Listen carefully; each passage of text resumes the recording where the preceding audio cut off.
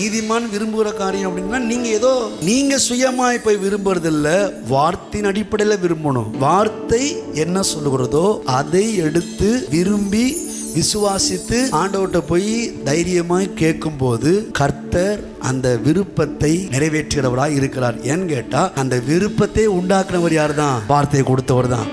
நிச்சயமா விருப்பத்தை கொடுத்தவர் விரும்பினதையும் கொடுப்பார். ஆமா, விரும்பணும்னே நீங்களா போய் எவனையாவது அடிச்சு பிடிச்சி நாம் பணக்காரனா ஆகணும் அப்படின்றதுல அர்த்தமே கிடையாது. ஆண்டோடைய போதனை கிடையாது, அது கிருபையின் சத்தியமும் கிடையாது, நியாயப்பிரமாணத்திலையும் அப்படி கிடையாது. அடுத்தவனை ஏமாத்தி கொள்ளையடிச்சு வட்டி வாங்கி பொலிசை வாங்கி துரோகம் பண்ணி அக்கிரமம் பண்ணி அப்படி நீங்க பணக்காரனாக விரும்புகிறத நியாயப்பிரமாணமும் போதிக்கல, கிருபை பிரசங்கிற நாங்களும் இதுவரைக்கும் போதிக்கல. நியாயப்பிரமாணம் என்ன சொல்லுதுன்னா, உன் சகோதரன்ட்ட வட்டி வாங்காத, அடுத்த வட்டி வாங்காத, ஆனா கடன் கொடு. எப்படி தெரியுமா கடன் கொடுக்கணும்? திருப்பி தரமாட்டான்னு தெரிஞ்சிருந்தாங்களோ அவனுக்கு என்ன பண்ணு, அப்படித்தான் கடன் பைபிள் சொல்லுது.